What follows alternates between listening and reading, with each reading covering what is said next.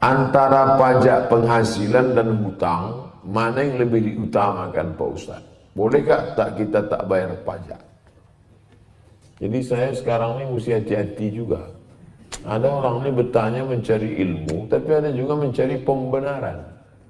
Dia memang tak mau bayar pajak. Bisa tak Ustaz Somad ini mengeluarkan fatwa biar supaya aku tak bayar pajak? Pajak ini kewajiban negara.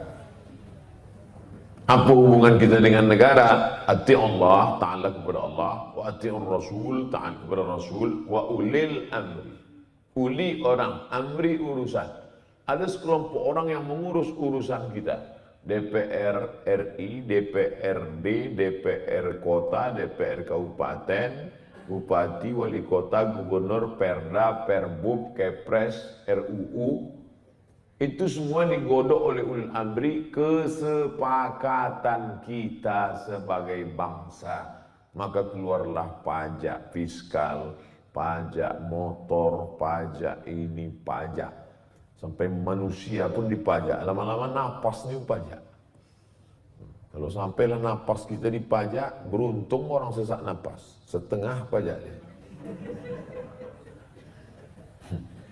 Oleh sebab itu maka semua kita laksanakan. Tapi kalau perkara prioritas mana? Utang dulu.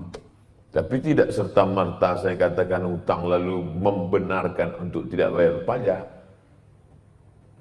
Dulu saya sosialisasi masalah tak boleh mencuri arus PLN.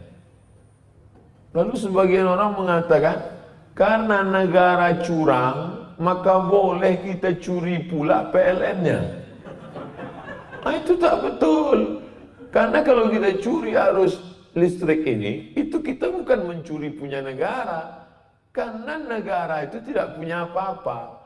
Ketika kita curangi listrik, sesungguhnya kita sedang memakan hak saudara kita. Karena ini milik kita bersama.